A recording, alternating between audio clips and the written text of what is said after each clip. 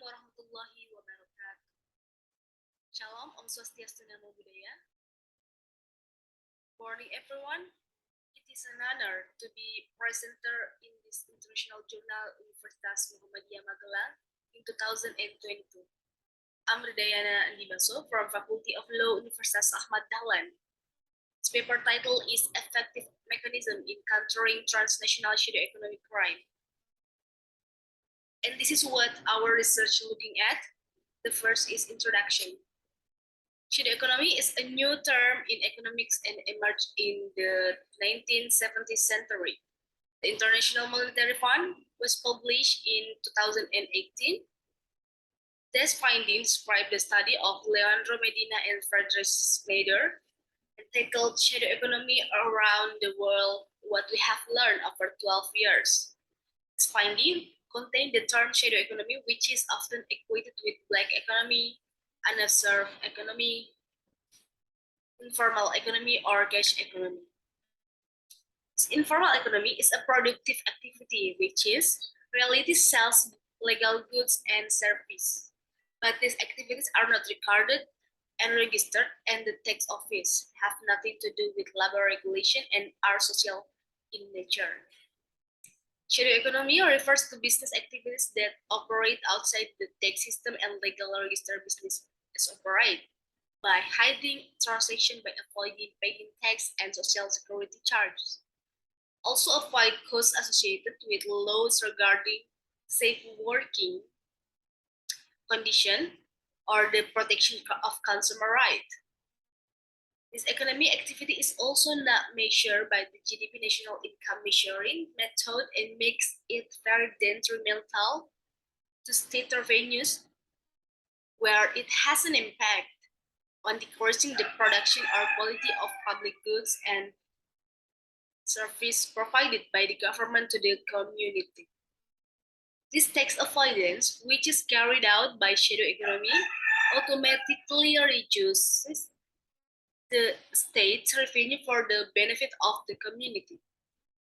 This phenomenon causes state losses in the term of non-collection of import tax and unstoppable imported goods entering Indonesia.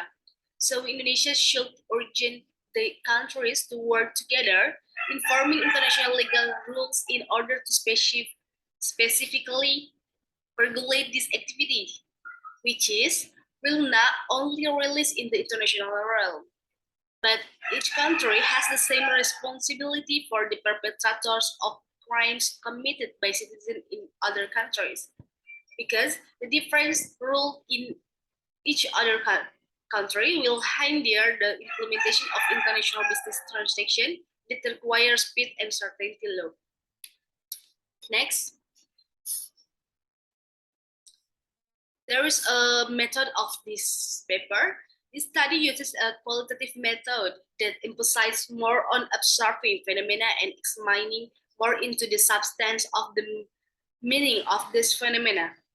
The analysis and acumen of qualitative research greatly affect the strength of the words and sentence used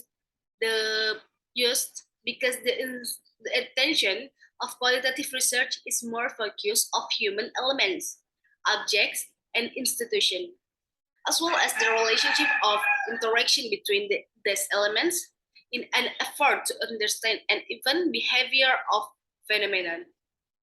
The data source in this study uses secondary data sources that use library data collected by research from existing sources. This data is used to support primary information that has been obtained from library materials, literature, previous research, books, journals, and so on. The data collection method in this study was carried out by means of document studies, or we can say library research, or literature studies carried out by research and recording of various reading sources and tracing reference sources such as a book, journal, research reports, and other supporting documents as related reference material with research written by the author. The data has been collected but was analyzed in a qualitative descriptive way Namely, the data obtained was presented descriptively and analyzed by qualitatively. Next, the result and discussion.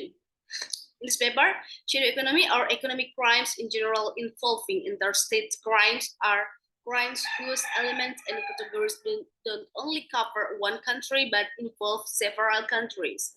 The activities of which including smuggling, crimes or violation in the banking sectors, crime or violation in the field of commerce, customs fraud, computer crime, crime or violation in the field of IPR or intellectual property rights. The crimes above were committed in the country or outside the country, which resulted in several regions of the country, so that this crime became international crimes. In general, the perpetrators of this shadow economy crime to try to escape to the closed and easiest to reach countries.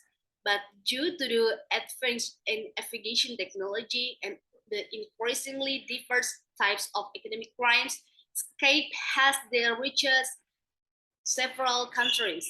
Thus, the nature of the crime has given to international nature because it has crossed the jurisdictional boundaries of a country. Other crimes include the scope of the shadow economy, one of which is the banking sector, which includes all crime related to the banking world, even including counterfeiting money and falsifying land certificates to obtain collateral, credit cards, and the others. In relation to the shadow economy, this banking crime falsifies documents in terms of perpetrators' income and affect tax obligation for citizens. Shadow economic crimes committed by a person or group don't only involve the interests of two countries, but often occur in more than two countries. This can happen, for example, because someone has repeatedly committed a crime in the territory of several countries, or a crime committed in the territory of one country or outside to the territory of a country has consequences for the territory of the countries. One way to deal with the shadow economic crime is to create a multilateral mechanism through an international agreement called the United Nations Convention on Transnational Organized Crime, or UNCITRAJ. The United Nations Convention on Transnational Organized Crime was formed in 2000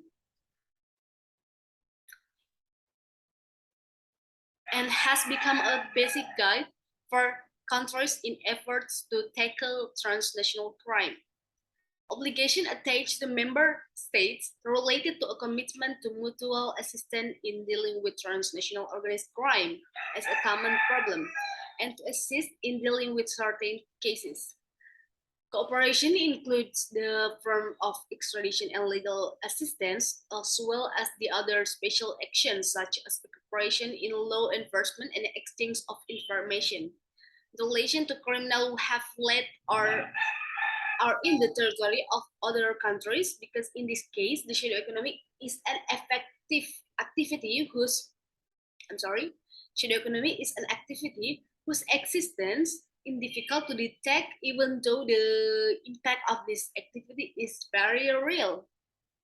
Then the country that has jurisdiction or the perpetrator of the crime, for example, the country where the crime was committed or the country which suffered as a result of the crime, may not carry out by arrest and detention directly in the territory of the country where the perpetrator of the crime is located. Because countries that have jurisdiction over the perpetrators of crime cannot arrest directly in the territory of the country where the perpetrators of these crimes are located, these countries must take legal methods to be able to try punishment the perpetrators of these crimes. Countries that have jurisdiction can request the country where the perpetrators of the crime is located to arrest and surrender the person. Extradition is the most important aspect in terms of legal aid between countries in the field of crime. In contrast to expulsion of deportation, the motivation for returning suspects or convicts is not to maintain public order or domestic security, but to carry out criminal trials in different countries. Extradition is intended to ensure that perpetrators of serious crime cannot escape prosecution or punishment. Another solution that can be done in dealing with this shadow economic crime is mutual legal assistance, which is a forum for countries to request assistance from the other countries in carrying out investigation, prosecution, and examination in a case involving two or more countries. The advantage of mutual legal assistance is that the government being request allow the requesting country to apply law enforcement rules and obtain evidence to carry out by prosecution process. What is meant by mutual legal assistance in criminal matters is a request for assistance to a foreign country related to investigation, prosecution, and examination at court hearings. In this case, shadow economic actors can be prosecuted according to the criminal activities that they have committed. Next, in conclusion, shadow economy, which includes both legal and legal activities, has many broad definitions, the essence of which is economic activities that is not recorded and its tax reporting is not reported to the tax authorities. Various types of these economic activities, including illegal fishing, illegal mining, illegal lodging, smuggling, and activities that produce goods or services that violate the law, such as drugs, prostitution, theft, such as custom tax evasion, profit fraud, and other activities. This writing describes shadow economic activities or economic crimes in general that involve between countries, namely crimes whose elements and categories don't only cover one country, but involve several countries.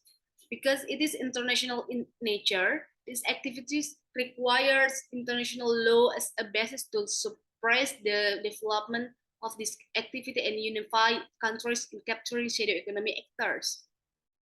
One way to deal with the shadow economic crime is the creation of multilateral mechanism through an international agreement called the United Nations Convention on Transnational Organized Crime.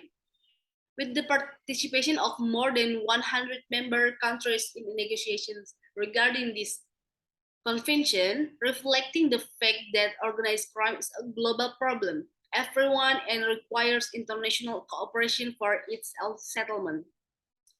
Extradition is also one of the solutions in eradicating transnational crime, namely in terms of legal assistance between countries in the field of crime and for the implementation of criminal trials in the different countries.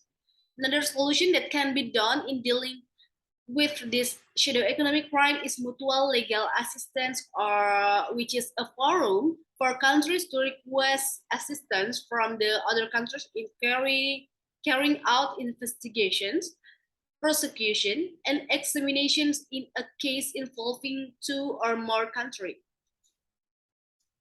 And that's all my presentation.